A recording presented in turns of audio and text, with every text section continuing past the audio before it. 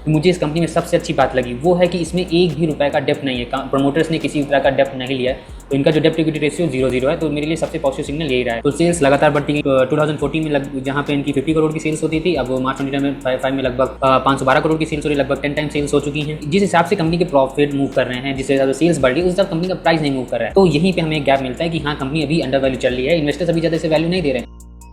Hello investors, मेरा नाम है अंकित सिंह और आज की वीडियो में हम लोग बात करने वाले हैं एक बहुत ही फंडामेंटली स्ट्रॉन्ग स्टॉक के बारे में, जो कि मेनली स्मॉल कैप है। इसकी मार्केट कैप अराउंड 1000 करोड़ के आसपास ही है। मेरा इस वीडियो को बनाने का जो मेन मोटिव है वो आप लोगों को ये समझाना है कि अगर आप कोई छोटी कंपनी को एनालाइज करते हो तो आपको उसमें क्या क्या चीज़ें देखनी चाहिए, क्योंकि जब आप छोटी कंपनियों में इन्वेस्टमेंट करने का सोचते हो तो उसमें बहुत ज़्यादा रिस्क होता है, क्योंकि हमारे पास उसकी ज़्यादा डिटेल्स नहीं होती हैं। लेकिन इस वीडियो से मैं आपको ये समझाने की कोशिश करूँगा कि आपको क्या क्या चीज़ें उसमें कौन कौन से पैरामीटर देखने चाहिए। वैसे मेजॉरिटी पैरामीटर सेम ही होते हैं, बस आपको बहुत ज़्यादा इसमें और रीड करना पड़ता है, क्योंकि जो छोटी छोटी कंपनीज होती हैं इनमें कन्विक्शन बनाना बहुत ही टफ होता है। मैं इस वीडियो में यही करूँगा कि मैं आपको इसके मैंने इस कंपनी के बारे में जितनी भी रिसर्च करी वो मैं आपके सामने रखूँगा। इसके प्रोज एंड कॉन सारे कुछ आपको बताने वाला हूँ। एट द एंड फिर आपको क्या करना है, आपको इसमें बाइंग करना है नहीं करना है, ये तो आपका डिसीजन है। उसमें मेरे किसी भी तरह से इसमें कोई रिकमेंडेशन नहीं रहेगी। मेनली इस वीडियो को मेरे आप एजुकेशनल पर्पस से ही कंसीडर करिएगा। और वीडियो स्टार्ट करने से पहले अगर हमने मेरी वीडियो को लाइक नहीं किया तो लाइक कर दिया और मेरे चैनल को सब्सक्राइब कर दें। तो चलिए वीडियो शुरू करते हैं। तो जैसा कि मैंने आपको बताया कि हम लोग मेनली एक बहुत ही स्मॉल कैप कंपनी के बारे में आज स्टडी करने वाले हैं। तो मेरा जिस कंपनी का आज हम लोग बात करने वाले हैं उसका नाम है लिक्टा इंफ्रास्ट्रक्चर। आज जब मैं ये वीडियो रिकॉर्ड कर रहा हूँ तो इसका प्राइस अराउंड 285 रुपीज़ का चल रहा है और अराउंड कंपनी 1% उठी हुई है। और जो मैंने जैसे आपको बताया था कि कंपनी बहुत ही स्मॉल कैप कंपनी है, तो इसकी मार्केट कैप अराउंड 1123 करोड़ है, मतलब बहुत ही स्मॉल कैप है। इसे माइक्रो कैप में भी रख सकते हो। इसका जो स्टॉक का पीई चल रहा है वो 16.2 का चल रहा है और यहीं पे अगर आप इसका इंडस्ट्री पी देखते हो तो 24.6 का चल रहा है। तो अगर हम इस बेसिस पे देखें, अगर पीई के बेसिस पे देखते हैं और अगर हम इसे इंडस्ट्री से कंपेयर करते हैं तो हाँ, अभी कंपनी अपनी इंडस्ट्री वाइज काफ़ी अंडर वैल्यू चल रही है। कंपनी का ROE रिटर्न ऑन इक्विटी 20.3% का, जो कि बहुत ज़्यादा अच्छा है। इतनी छोटी कंपनी होने के बावजूद अगर ये इतना अच्छा ROE मेंटेन कर रहे हैं तो हमारे इन्वेस्टर्स के लिए काफ़ी पॉजिटिव सिग्नल होता है। इनका ROCE मतलब रिटर्न ऑन कैपिटल एम्प्लॉयड ये है 27.6%, जो कि बहुत ज़्यादा ही अच्छा है। कंपनी की फेस वैल्यू 5 रुपीज़ की है। और मुझे इस कंपनी में सबसे अच्छी बात लगी वो है कि इसमें एक भी रुपए का डेप्ट नहीं है, प्रमोटर्स ने किसी तरह का डेप्ट नहीं लिया है। तो इनका जो डेप्ट इक्विटी रेशियो 0-0 है। तो मेरे लिए सबसे पॉजिटिव सिग्नल यही रहा है। और FIIs की इसमें बहुत ही कम होल्डिंग है, 0.98% की। DIIs की बिल्कुल होल्डिंग नहीं है और इतनी छोटी कंपनीज में हम एक्सपेक्ट भी नहीं करते कि FII और DIIs में होल्डिंग इसमें बाइंग करेंगे भी। प्रमोटर्स ने काफ़ी अच्छी होल्डिंग ले रखी है 70.2% की, जो कि हमें ये दिखाता है कि हाँ, प्रमोटर को अपने बिजनेस पे कन्विक्शन है और वो अब जानते हैं कि उन्हें कैसे बिजनेस पे काम करना है। पब्लिक शेयर होल्डिंग 28.8% की है। अगर हम EPS देखें, जो कि लास्ट ट्रेलिंग 12 मंथ में जो कंपनी ने जनरेट करी वो 17.6 रुपीज़ के, जो कि बहुत ज़्यादा अच्छा है कि प्रमोटर्स की होल्डिंग किसी भी तरह से प्लेस नहीं है। PEG रेशियो जो है वो 0.58 का है, जो कि अच्छा है। और कंपनी का जो ऑल टाइम हाई प्राइस है वो 497 रुपीज़ का है। तो हम इसके अगर कंपेयर करें तो अराउंड अभी भी कंपनी में 40% डिस्काउंट पे ही मिल रही है। अब अगर हम इसके थोड़ा प्राइस ट्रेंड को देखते हैं कि कंपनी का प्राइस, तो लास्ट एक ईयर में कंपनी का प्राइस लगातार गिरा ही गिरा है। अब मैं अभी लास्ट में इसका रीज़न भी बताऊँगा कि हाँ, इसका प्राइस क्यों गिरा है। अगर लास्ट 3 साल में भी देखते हैं तो हाँ, कंपनी उतना ज़्यादा मूव नहीं हुआ है। तो कह सकते हैं अभी कंपनी में उतना ज़्यादा मूवमेंट नहीं आया है। और एक चीज़ और कंपेयर करते हैं, क्या कंपनी अभी फेयर वैल्यूएशन में। इसके लिए मैं जो मैट्रिक यूज़ करता हूँ वो है मीडियन PE में यूज़ करता हूँ। मीडियन PE से, क्योंकि मैं इंडस्ट्री PE से चलो हमें मालूम है कि अंडर वैल्यू, लेकिन अब मैं देखना चाहता हूँ कि क्या कंपनी अपने जो वैल्यूएशन आज तक इसकी पास्ट में रही है, क्या उसके हिसाब से भी सस्ते में चल रही है। तो इसके लिए मेरा मेन मैट्रिक होता है मीडियन PE। अगर कंपनी मीडियन PE से नीचे चले, इसका मतलब कंपनी अभी सच में बहुत ही ज़्यादा अंडर वैल्यूड है। तो कंपनी का जो मीडियन PE वो लगभग 17.6 का है और अभी जो कंपनी का PE चल रहा है वो 16 का चल रहा है। तो अभी हम कह सकते हैं कंपनी अपने हिसाब से भी काफ़ी अंडर वैल्यू चल रही है। कंपनी के प्रोज में अगर देखा जाए तो कंपनी सबसे बड़ा प्रोज है कि कंपनी के पास किसी भी एक भी रुपये का डेप्ट नहीं है। एंड कंपनी के जो मीडियम सेल्स लगभग लास्ट 10 ईयर में जो मीडियम सेल्स ग्रोथ रही वो 21.4% की, जो कि बहुत ज़्यादा अच्छा है। इसके कॉन में सिर्फ एक ही पॉइंट है कि लास्ट 3 सालों में प्रमोटर्स ने लगभग अपनी 3.86% की होल्डिंग कम करी है। अगर आप इसे एक इसका नेगेटिव पॉइंट कंसीडर करना चाहो तो कर सकते हो, लेकिन इतनी कम होल्डिंग कम करना कुछ वो नहीं होता। कभी कभी प्रमोटर भी प्रॉफिट बुकिंग कर लेते हैं। और अगर हम इसके क्वार्टरली रिजल्ट देखते हैं, क्वार्टरली रिजल्ट हम कंपेयर करते हैं, तो जहां मार्च 2022 में कंपनी की सेल्स लगभग 78 करोड़ थी, अब वहीं मार्च 2025 में लगभग 136 करोड़ है। और सबसे अच्छी बात है, हाँ, सेल्स उतनी भी तेज़ी से नहीं बढ़ी, बट एक चीज़ यहाँ पे है, सेल्स कंसिस्टेंट बेसिस से बढ़ रही। 80, 81, 91, 99, 100, 101, 122, 125, 15, 125, 126 एंड 136। मतलब कह सकते हैं कि कंपनी ने लगातार अपनी सेल्स बढ़ाई हैं, जो कि बहुत अच्छा है। अगर कंपनी एक बार में 2x 3x सेल्स नहीं करी, लेकिन हाँ अगर कंसिस्टेंट बेसिस पे ग्रो करी तो बहुत अच्छा सिग्नल जाता है। कंपनी का ऑपरेटिंग प्रॉफिट भी जहाँ मार्च 2022 में लगभग 18 करोड़ था, अभी मार्च 2025 में लगभग 24 करोड़ है, जो कि अच्छा है। ऑपरेटिंग प्रॉफिट मार्जिन कंपनी काफ़ी अच्छे हेल्दी मेंटेन करती है, लगभग 20% के अराउंड मेंटेन करती है, जहाँ पे मार्च 2020 में इनका जो ऑपरेटिंग प्रॉफिट मार्जिन था वो लगभग 23% का था। अब वहीं ये जो मार्च 2025 में ये लगभग 18% का है। ये मेनली इस वजह से हुआ है क्योंकि जैसे जैसे अब कंपनी ग्रो कर रही है वैसे थोड़ा सा मार्जिन आपका कंप्रेस होता ही होता है। अब प्रॉफिट बिफोर टैक्स देखा जाए तो कंपनी लगभग मार्च 2022 में लगभग 18 करोड़ की प्रॉफिट पीबीटी था इनका, और अब ये मार्च 2025 में लगभग 24 करोड़ का है, जो कि काफ़ी सही है, बढ़ता जा रहा है। कंपनी ने जो मार्च 2022 में ईपीएस जनरेट करी थी वो लगभग 3.46 रुपीज़ की जनरेट करी थी। अब वहीं कंपनी ने मार्च 2025 में जो ईपीएस जनरेट करी है वो लगभग 4.47 रुपीज़ की करी है। हम इसके प्रॉफिट एंड लॉस स्टेटमेंट देखते हैं तो सेल्स लगातार बढ़ती गई। 2014 में जहाँ पे इनकी 50 करोड़ की सेल्स होती थी, अब मार्च 2025 में लगभग 512 करोड़ की सेल्स हो रही है, लगभग 10 टाइम सेल्स हो चुकी हैं। जहाँ मार्च 2014 में इनकी जो ऑपरेटिंग प्रॉफिट लगभग 5 करोड़ था, अब वही मार्च 2025 में लगभग 95 करोड़ का हो चुका है, जो कि ऑलमोस्ट 19 टाइम्स बढ़ चुका है। 2014 में इनके जो ऑपरेटिंग प्रॉफिट मार्जिन थे वो 11% थे, और आज इनके जो ऑपरेटिंग प्रॉफिट मार्जिन वो 18% है। तो लगातार इन्होंने अपने प्रॉफिट मार्जिन बढ़ाया, जो कि काफ़ी अच्छी बात होती है। प्रॉफिट बिफोर टैक्स भी लगातार बढ़ता गया है, नेट प्रॉफिट भी लगातार बढ़ता गया है। कंपनी ने ईपीएस भी लगातार अच्छी की है। अब अगर हम देखते हैं कंपाउंडेड सेल्स ग्रोथ देखा जाए लास्ट 10 ईयर्स की, तो हम देख सकते हैं कि 32% का है। इससे हमें ये पता चलता है कि अच्छे लेवल पे कंपनी जो भी सामान बनाती है, जो भी सर्विसेज देती है, वो अच्छे लेवल पे सेल कर पा रही है। कंपाउंडेड अगर हम प्रॉफिट ग्रोथ देखते हैं लास्ट 10 ईयर का, जो कि 43% है, जो कि बहुत ही ज़्यादा अच्छा है।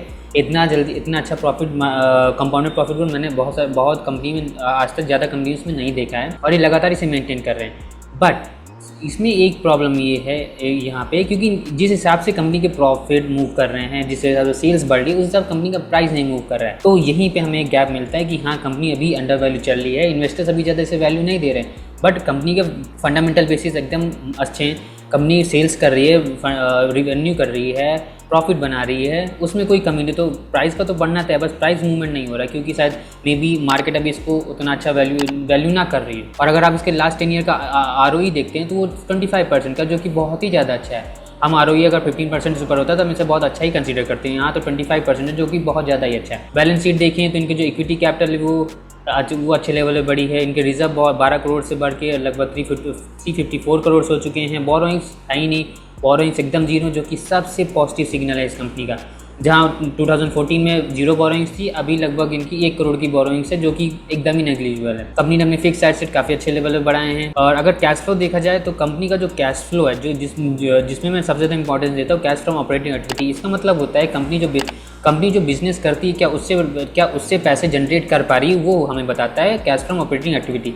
अगर उससे कंपनी पैसा बना रही है तो मेरे लिए बहुत पॉजिटिव सिग्नल होता है, और मैंने ये देखा है कि कंपनी लगातार उससे पैसा बना रही है। हाँ, उतने अमाउंट पे पैसा नहीं बना रही, अभी भी कंपनी ने जो कुछ जगह इन्वेस्टमेंट कर दी है, इस वजह से कंपनी ज़्यादा पैसे नहीं बना पाई है। बट इसके भी रीज़न, अगर आप इसके एनुअल प्रेजेंटेशन आप पढ़ते हो तो आपको पता चल जाएगा कि हाँ इसके रीज़न क्या है। कंपनी के डेब्टर डेज मोर और लेस सेम ही रहे हैं, इन्वेंट्री डेज भी थोड़े से बढ़ गए हैं, कैश कन्वर्जन साइकिल के डेज बढ़े हैं, जो कि थोड़ा सा कंसर्न वाली बात है। प्रोमोटर्स की होल्डिंग लगभग देखा जाए, अगर ईयरली बेसिस पे देखें तो 4% की प्रोमोटर्स की होल्डिंग कम हुई है, उसको बाय पब्लिक नहीं किया। लेकिन ओवरऑल देखा जाए तो अभी मेजॉरिटी ऑफ द जो शेयर हैं वो प्रोमोटर्स के पास ही हैं, और दूसरे नंबर पे है वो पब्लिक्स के पास है, और FIRDS की ज़्यादा इस कंपनी में होल्डिंग नहीं है। तो ये था कंपनी का पूरा फंडामेंटल एनालिसिस जो मैं आपको बताना चाह रहा था। अब कंपनी का नाम जाना, अभी तक मैंने आपको नहीं बताया कि कंपनी किस सेक्टर में काम करती है, मैंने सिर्फ आपको उसके फंडामेंटल्स बताए कि हाँ देखिए कि क्या फंडामेंटल्स बेसिस पे अब आपको कंपनी अच्छी लग रही है कि नहीं। क्योंकि अगर मैं आपको बता दूँ कि ये कंपनी EV में है या सोलर में, तो आप पहले इसको बायस बना लोगे कि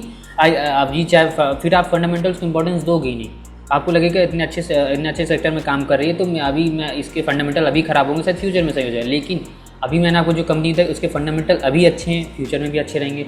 लेकिन अब मैं इसके आपको अबाउट कंपनी के बारे में बताता हूँ कि कंपनी क्या करती है, किस सेक्टर में मेनली बिलोंग करती है। तो हमारी जो कंपनी है लिप्था इंफ्रास्ट्रक्चर, ये इसको बनाया गया था, इसकी जो इस्टेब्लिशमेंट है वो लगभग 1998 में करी गई थी, which mainly engage in the laying of the gas pipeline and the development of allied infrastructure। Mainly जो कंपनी है ये हमारे पाइप बिछाने, जो हम लोग पाइपलाइन जाती हैं, इंटर कंट्री पाइपलाइन जो जाती हैं, जो गैस की पाइपलाइन जाती हैं, वो सारी पाइपलाइंस को जो अंडरग्राउंड लेवल पे जो कंस्ट्रक्ट करने का काम होता है ये वो करते हैं। अगर हम इनके बिजनेस ओवरव्यू को देखते हैं, company certified company which is in the business of laying oil and gas supply, gas pipelines, infrastructure and irrigation canals, construction associated building bridges over the canals and provide maintenance work services to oil and gas companies। Mainly जिनका जो measure of the जो revenue generate होता है ये अपनी जो oil companies हो, जैसे इंडियन ऑयल हो गया, जितनी भी ऑयल्स कंपनीज हैं उनको ये EPC इनको भी इनको अपनी सर्विसेज देते हैं। सर्विसेज मतलब जैसे ऑयल कैसे आता है, बड़ी बड़ी पाइपलाइंस में ऑयल आता है, उन पाइपलाइन को जो मेंटेनेंस का काम होता है, कहीं पे लीकेज होगा तो उसको ठीक करना, अगर कोई पाइपलाइन ख़राब हो गई तो नई पाइपलाइन पूरी बिछाना, ये सारा काम ये करते हैं। और अभी तक देखा जाए तो ये जो कंपनी वो 1000 किलोमीटर से ज़्यादा की पाइपलाइन बिछा चुकी है। मतलब उसको अब तक इन्होंने अंडरग्राउंड लेवल पे 1000 किलोमीटर से ज़्यादा की पाइपलाइन बिछाई है। लगभग 1000 किलोमीटर की ऑयल पाइपलाइन बिछाई और 1500 किलोमीटर की गैस पाइपलाइन बिछा चुके हैं। अगर बिजनेस सेगमेंट देखा जाए तो इनके 4 सेगमेंट है मेनली जिससे ये रेवेन्यू जनरेट करते हैं। पहला है सिटी गैस डिस्ट्रीब्यूशन प्रोजेक्ट, दूसरा है cross country pipeline project, and तीसरा है operating and maintenance services, and fourth is tankage gas. First one क्या है कि सिटी गैस डिस्ट्रीब्यूशन प्रोजेक्ट। जैसे अब हम सिटीज़ में क्या हो रहा है कि अब जो सिलेंडर होते थे जो अब उनका काम खत्म हो रहा है। अब हम लोग आप भी हो जैसे नॉर्मल इन्वेस्टर हम लोग, तो नॉर्मल अब देखा जा रहा है कि अब लोग उतना सिलेंडर नहीं खरीदते, अब लोग घर में गैस की पाइपलाइन लगवा लेते हैं। तो उस पाइपलाइन को जो लाने का काम, जो उसको कंस्ट्रक्ट करने का काम करती है वो इस कंपनी का काम है। दूसरा काम ये क्या करती है, क्रॉस कंट्री पाइपलाइन बिछाती हैं। जो हमने जैसे देखते हैं कि बांग्लादेश इंडिया के बीच में एक बहुत बड़ी पाइपलाइन बिछाई जाती है, तो वो कौन, ये कंपनी बिछाई जाती है। जितनी भी आज तक आपने यानी कि जैसे इंडिया पाकिस्तान के बीच में बहुत सारी पाइपलाइंस हैं, बहुत सारे इंटर स्टेट में बहुत सारी पाइपलाइन बिछाई जाती है, वो सारा काम यही करते हैं। ऑपरेशन एंड मेंटेनेंस सर्विसेज से बहुत ज़्यादा रेवेन्यू जनरेट होता है। क्यों? क्योंकि अब अगर इन्होंने एक पाइपलाइन बिछाना है सबसे पहले बहुत कॉस्टली होता है, लेकिन एक बार जब पाइपलाइन बिछ जाती है तो उसकी मेंटेनेंस भी बहुत ज़्यादा ही टफ होती है। तो जो कंपनी उस पाइपलाइन को बिछाती है, मेजॉरिटी ऑफ जो कंपनीज होती हैं उन्हीं को उसकी मेंटेनेंस का भी काम देती हैं। तो लगातार उसको मेंटेनेंस के भी अपनी सर्विस चार्ज करते हैं, सर्विस देते हैं, तो उसके पैसा तो चार्ज करेंगे। टैंकेज मतलब ये बड़े बड़े टैंकर्स बना के देते हैं। Construct of fuel depot including the storage tank, combined station work, mechanical instrumentation, electrical, civil work, FMG system and other associated project, जिसे आप पढ़ सकते हो। जैसे अभी देखा जाए तो इनको रिसेंट जो प्रोजेक्ट इन्होंने लिए हैं वो जैसे पहला है cross country pipeline project of companies which is, जैसे गेल से अभी इनको एक प्रोजेक्ट मिला है, HPCL से इनको प्रोजेक्ट मिला है, NRL से अभी कंपनी को एक नया प्रोजेक्ट मिला है। Company receive major project from IOCL in Nepal, construction of fuel depot. अभी इनको IOCL से नेपाल में एक पाइपलाइन बिछाने का काम मिला है। अगर हम इनकी FY 2023 के हिसाब से अभी यहाँ पे अपडेट नहीं हुआ है, FY 2023 के हिसाब से देखें तो इनकी जो अभी ऑर्डर बुक है, स्टैंडिंग ऑर्डर बुक इनकी सितंबर 2023 लगभग वो है 1675 करोड़, और कंपनी की मार्केट कैप अभी मैंने आपको क्या बताया 1123 करोड़, मतलब अपनी मार्केट कैप से ज़्यादा अभी इनके पास ऑर्डर्स है। तो ये काफ़ी पॉजिटिव सिग्नल होता है, जिसमें अगर आप डिवीजन देख सकते हो कि लगभग 1230 करोड़ के क्रॉस कंट्री पाइपलाइन प्रोजेक्ट हैं, और 325 करोड़ के सिटी गैस डिस्ट्रीब्यूशन प्रोजेक्ट हैं, 120 करोड़ के लगभग टैंकेज का है। ये सारी चीज़ें आप देख सकते हो। जो मेजर ऑर्डर इनको मिले हैं वो क्या है, जैसे क्रॉस कंट्री पाइपलाइन इनको मिला है 155 करोड़ का फ्रॉम भारत पेट्रोलियम कॉर्पोरेशन से। BPCL से इनको अभी 2024 में लगभग 155 करोड़ का अभी इनको एक पाइपलाइन बिछाने का काम मिला है, और अभी गेल से इनको 235 करोड़ का एक पाइपलाइन बिछाने का काम मिला है। इनके मेजर जो क्लाइंटेल हैं, जैसे आप जितने भी बड़े बड़े नाम जानते हो, ONGC, HPCL, IOCL, गेल, IGL, जितने भी हैं, जितने भी बड़े नाम इस गैस की इंडस्ट्री में आप सुनते हो, पेट्रोल की इंडस्ट्री में सुनते हो, वो सारे इनके बड़े क्लाइंट हैं। रेवेन्यू ब्रेकअप देखा जाए तो इनके जो सेल्स ऑफ मैंने जो आपको बताया कि इनकी